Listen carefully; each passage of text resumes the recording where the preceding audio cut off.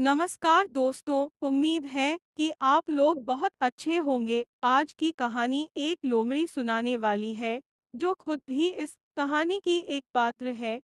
कहानी शुरू करने से पहले हमारे चैनल को सब्सक्राइब जरूर करें ताकि नई नई कहानी आपको मिलती रहे। चलिए अब आते हैं कहानी पर।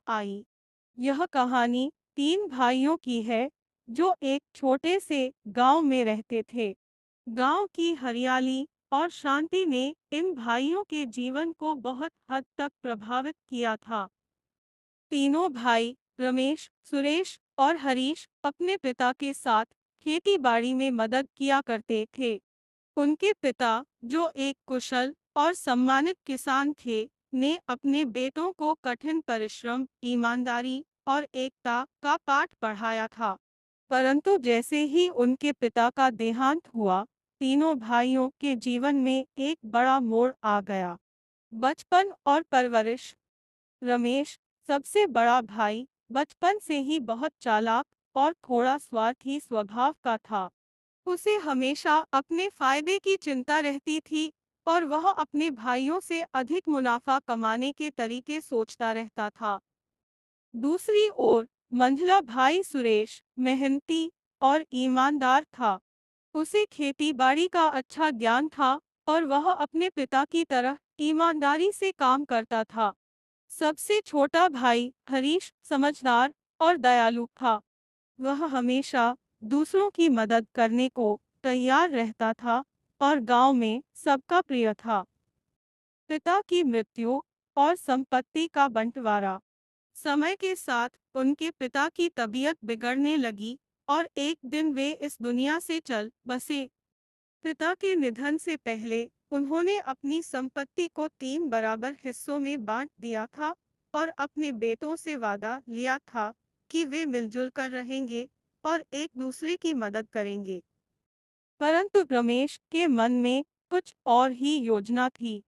वह अपनी स्वार्थी प्रवृत्ति के कारण संपत्ति के बंटवारे को अपने हिसाब से करना चाहता था।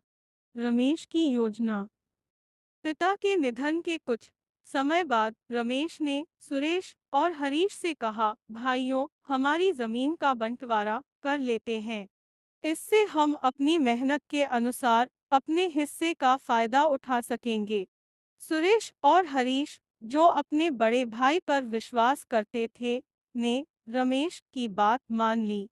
उन्होंने सोचा कि रमेश हमेशा उनकी भलाई की सोचता है, इसलिए उन्होंने उसकी योजना पर सहमति दे दी।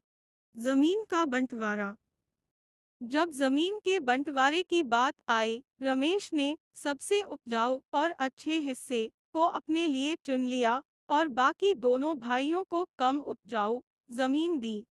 सुरेश और हरीश ने इस बात पर कोई विरोध नहीं किया, क्योंकि उन्हें अपने बड़े भाई पर पूरा भरोसा था।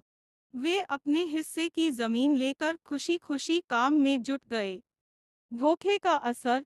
समय बीतता गया और रमेश ने अपनी जमीन से खूब मुनाफा कमाया, जबकि सुरेश और हरीश को कड़ी मेहनत के बाद भी थोड़ा ही अनाज मिल पाता।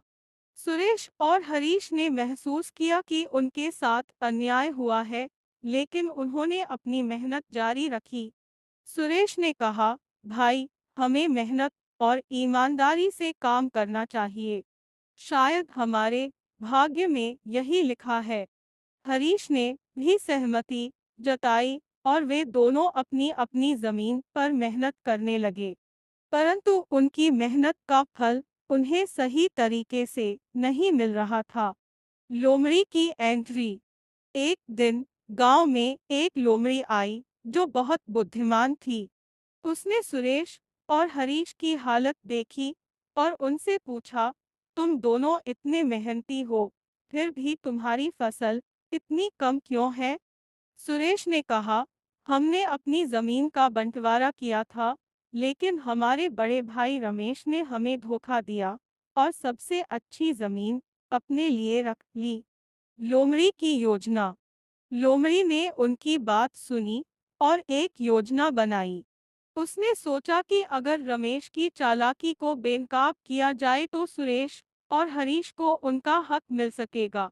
उसने रमेश के पास जाकर कहा, रमेश, मैंने सुना है कि तुम्हारी जमीन बहुत उपजाऊ है।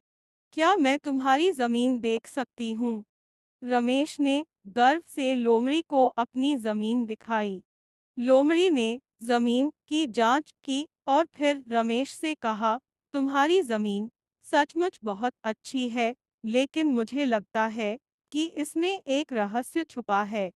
अगर तुम अपने भाइयों को उनका हिस्सा सही तरीके से दो, तो तुम्हारी जमीन और भी अधिक उपजाऊ हो जाएगी। रमेश की दुविधा। रमेश ने लोमड़ी की बात सुनी और सोच में पड़ गया। उसने सोचा कि यदि यह सच है, तो उसे और भी अधिक मुनाफा होगा। लेकिन उसके मन में संदेह भी था। उसने सोचा, क्या लोमड़ी सच कह रही है? अगर मैंने अपने भाइयों को उनका सही हिस्सा दे दिया और यह बात गलत निकली तो मुझे नुकसान होगा। लोमड़ी का दूसरा कदम। लोमड़ी ने रमेश के संदेह को भांप लिया।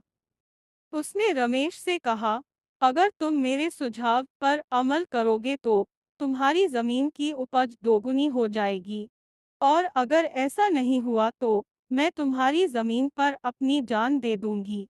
रमेश को लोमड़ी की बात पर थोड़ा भरोसा हुआ और उसने सोचा कि अगर लोमड़ी इतनी आत्मविश्वास से कह रही है, तो उसमें कुछ सच्चाई जरूर होगी।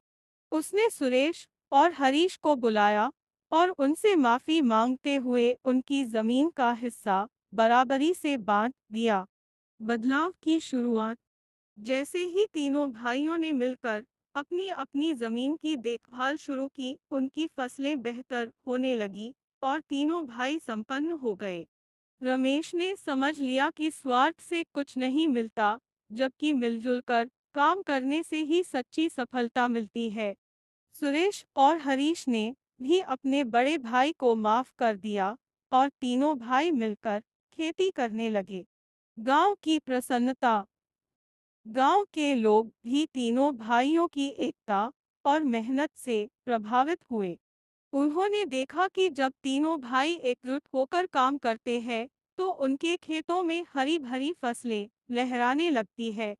गांव के अन्य लोग भी इस बात से प्रेरित हुए और मिलजुल कर काम करने लगे। लोमड़ी की विदाई। लोमड़ी ने अपना काम पूरा किया और अब उसे विदा लेने का समय आ गया। सुरेश और हरीश ने लोमड़ी को धन्यवाद दिया और कहा, अगर तुमने हमारी मदद नहीं की होती तो शायद हम कभी भी अपने हक को नहीं पा सकते थे। लोमड़ी ने मुस्कुराते हुए कहा, तुम्हारी ईमानदारी और मेहनत ने ही तुम्हें सफलता दिलाई है। मैं तो बस एक माध्यम बनी हूँ। हमेशा एकता और प्रेम से रहना, यही तुम्हारी असली ताकत है। लोमड़ी ने विदा ली और तीनों भाई अपने खेतों की ओर बढ़ गए। उनके दिलों में एक नई उम्मीद और आत्मविश्वास था।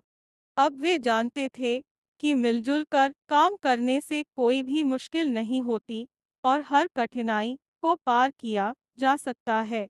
अंतिम शब्द। इस प्रकार लोमड़ी की बुद्धिमानी और सुरेश और हरीश की ईमानदारी ने तीनों भाइयों को फिर से एकजुट कर दिया और वे खुशी खुशी रहने लगे। गांव में उनकी कहानी हर किसी के लिए प्रेरणा बन गई। तीनों भाइयों ने मिलकर अपने पिता के सपनों को साकार किया और उनकी मेहनत और एकता की मिसाल बन गए। शिक्षाप्रद संदेश। इस कहानी से हमें यह सीखने को मिलता है कि स्वार्थ और छल से कभी भी सच्ची सफलता नहीं मिलती। ईमानदारी, मेहनत और एकता ही वह मूल मंत्र है जो हमें जीवन में सच्ची सफलता और खुशी दिला सकते हैं। जो भी व्यक्ति इन गुणों को अपनाता है, वह न सिर्फ खुद खुशहाल होता है, बल्कि अपने आसपास के लोगों को भी खुशहाल बनाता है। तीनों भाइयों की कहानी हमें यह भी बताती है कि कभी-कभी हमें किसी बाहरी व्यक्ति की जरूरत होती है, जो हमें सही राह दिखा सके।